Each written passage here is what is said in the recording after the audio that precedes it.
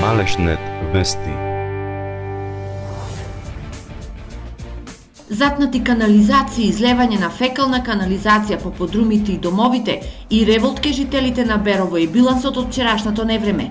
За 40 на минути, колку што трае интензивните врнежи од дожд, во Берово наврнаа 67 литри на метар квадратен и улиците ги претвори во реки и езера, а подрумите ги наполни со вода и фекалии. Не река да речем, него која како езеро да е пуштено.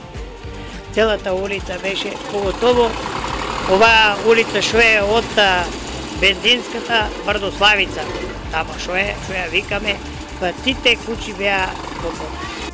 Денеска поплавените беровци ги чистеа домовите.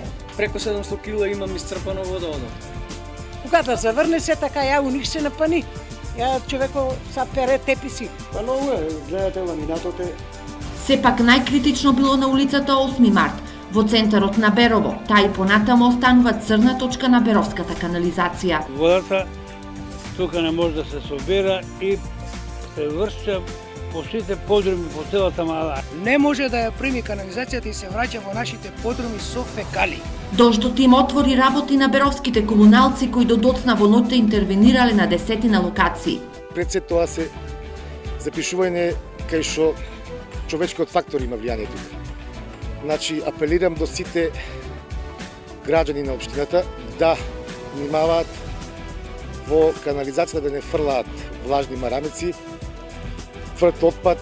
Но како општината ќе го решава проблемот со тесните канализациони цевки? Министерството за животна средина преку приоритетната оска 3 и 3.1 не вклучи во оперативната програма за регионален развој, која што подразбира собирање на отпадните води. Ова ќе го реши проблемот со кој што сега се соочуваме во моментот, со кој што општината и граѓаните имаат проблеми и со атмосферската вода, но со канализацијата која што е и во населените места, особено во селските населби, така и во градот.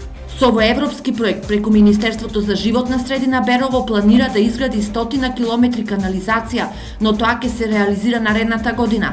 До тогаш беровци мора да бидат подготвени за одбрана на домовите од поплави при секои пообилни врнежи.